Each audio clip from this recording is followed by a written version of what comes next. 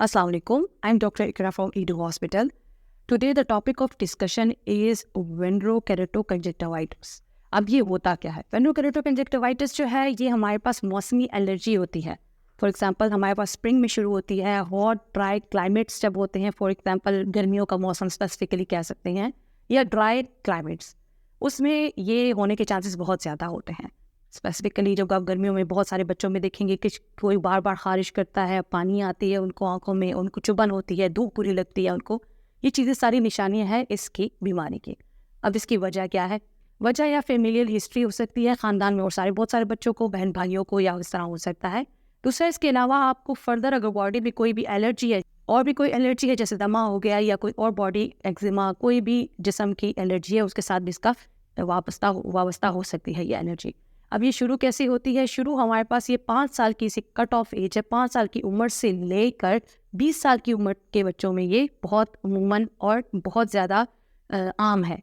हमारे पास जो age group है ज़्यादातर वो लड़कों में होता है, और ज़्यादातर इस एज ग्रुप के बच्चों में होता है. लड़कियों को भी इफेक्ट कर सकता है ये. अब होता क्या है कि हमारी बॉडी में कुछ सिस्टम होते हैं जिनसे हमारे पास इन्फ्लेमेटरी मीडिएटर्स रिलीज होते हैं. अब हमारी बॉडी में जैसे ही कोई, फॉर एग्जांपल इसका मेन जो ट्रिगर पॉइंट क्या है वो है ड्राई क्लाइमेट और धूप, तेज़ रोशनी. जैसे ही वो इसको लगता है हमारी बॉडी में मीडिएटर्स रिलीज होना शुरू हो जाते हैं, और हमारी आंखें उसके खिलाफ रिएक्शन करना शुरू कर देती हैं, जिसकी वजह से आपको आंखें लाल हो जाती हैं, आंखों के गिर्द दायरे बनना शुरू हो जाते हैं, आंखों में चुभन महसूस होना शुरू होती है. अब इसकी डिग्रीज होती हैं.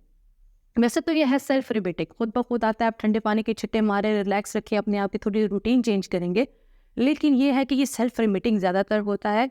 लेकिन जब हम देखें कि हाँ ये ठीक नहीं हो रहा, हल नहीं हो रहा, और इसके लिए कुछ करना चाहिए, तो फिर इसकी एक लॉन्ग टर्म ट्रीटमेंट होती है, वो करते हैं. अब इसका एक ये है कि इसकी कोई ख़ास, मतलब इस तरह कोई मुकम्मल ट्रीटमेंट नहीं है.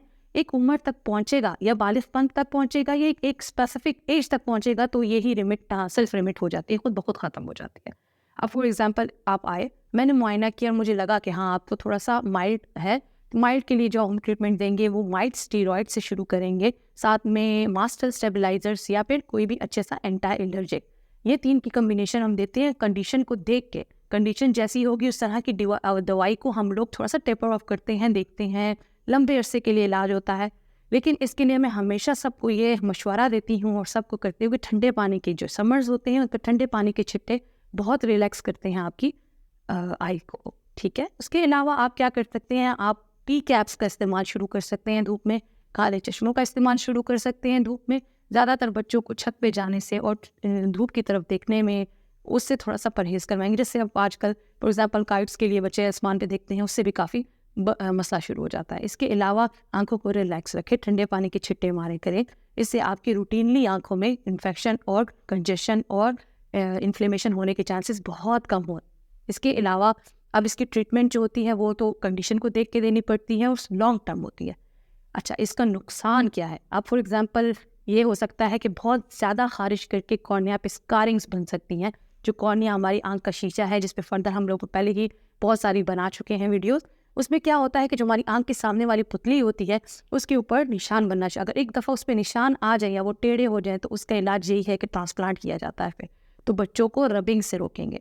आप फॉर एग्जांपल आप एक दफ़ा रब करते हो, आपकी आंख में केमिकल्स रिलीज होते हैं, वो आपको कहते हैं और रब करो, और ये एक विशियस साइकिल है जो कि घूमता फिरता है. तो इससे हम कैसे रोक सकेंगे? हम खारिश करने की आदत को रोकेंगे. अब फॉर एग्जांपल आपको महसूस हो रहा है कि बच्चा बहुत खारिश कर रहा है, घर पे आप रेमेडी कराओ, ठंडे पानी के छिट्टे लगाएंगे, सनग्लासेस का इस्तेमाल कराएंगे, फिर भी नहीं बेहतर हो रहा, तो आप लोगों को पता है कि आप लोगों ने कहाँ आना है. ईडो हॉस्पिटल में आपको अच्छे ऑप्टोमेट्रिस्ट और बेहतरीन डॉक्टर्स मिलेंगे. आप आएँ, तसल्ली से अपने बच्चों का मुआयना करवाएं और दिखाएं. हम आपको देखेंगे बच्चे को. अभी तो मौसम आने वाला है, और ये तो बहुत ज़रूरी है कि आप वक्त पे इसका इलाज करवाएं कि बच्चों को हम ज़्यादा खारिश करने से कैसे रोक सकते हैं. इसके अलावा जब वो अगर कॉर्निया पे स्कार्स बन गए, तो उसका फिर आपको मैंने बताया है कि ट्रांसप्लांट के अलावा कोई इलाज नहीं. और दूसरा, हमारे पास जब हम पेशेंट को दवाई दे के घर भेजते हैं, वो समझते हैं कि बस हम सारी ज़िंदगी ये दवाई डालेंगे. वो खुद ओवर द काउंटर ले के डालते रहते हैं विदाउट एनी मुआयना, जिसकी वजह से स्टेरॉइड्स के इतने इस्तेमाल से काले पानी की शिकायत आना शुरू हो जाते हैं. काले पानी, उसके अलावा आंखों में जब आप इतने स्टेरॉइड्स डालते हो, प्रीमेच्योर मोतिया बनना शुरू हो जाते हैं, आंखों में बहुत सारी चेंजेस आना शुरू हो जाती हैं. इन चीज़ों से अपने बच्चों को बचाएंगे. वालिदैन का फ़र्ज़ बनता है कि अगर उनका पेशेंट वीकेसी, अगर उनका बच्चा वीकेसी का पेशेंट है तो उसको हर 3 महीने बाद, हर 2 महीने बाद मत तो अगर आप अफोर्ड कर सकते हैं तो आप हर मंथली करा सके चेकअप जब आपके वीकेसी का पेशेंट। हम आपको बताएंगे कि आपने किस स्केजुअल से हमारे पास आना है। अपनी तरफ से कोई दवाइयाँ नहीं इस्तेमाल करनी जब तक आपका मॉलेज आपको नहीं बताएगा। सिर्फ घर पे जो रेमेडीज़ होती हैं, ठंडा पानी से आंखें धोना, पी कैप्स का यूज़ करना और सनग्लासेस का इस्तेमाल करना गर्मी के मौसम में, इसको थोड़ा सा कम कर सकता है। मुकम्मल इसका कोई इलाज नहीं है।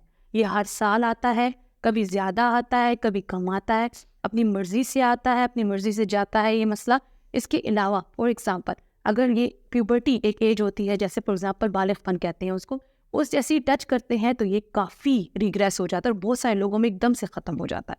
तो मैं आपको कहूँगी कि अपने बच्चों का, अगर आपको लगे कि हाँ वो बहुत ख़ारिश करता है और धूप से एलर्जी हो रही है, उसको गर्मियों की वाला मसला आ रहा है, फ़ौरन अपने मॉलेज के पास आए। उनके बताए हुए स्केड्यूल के मुताबिक आपने सारा इलाज करवाना है और बच्चों का बर वक्त आपने दिखाना है कि अगर उनमें इस ख़ारिश की वजह से कोई कॉर्निया के ऊपर स्कार तो नहीं बन रहा, या कोई आंखों के अंदर कोई सोजिश और किस्म की तो नहीं बन रही, या कोई आंखों में कोई और बड़ा ज़्यादा स्टेरॉइड इस्तेमाल करने की वजह से कोई मसला तो नहीं बन रहा। तो इसके लिए मॉलेज के पास आना बहुत ज़रूरी है। और खुदारा ये ओवर द काउंटर ड्रग्स इस्तेमाल करना छोड़ दें। आपका मॉलेज आपका बेहतरीन इलाज जानता है। शुक्रिया।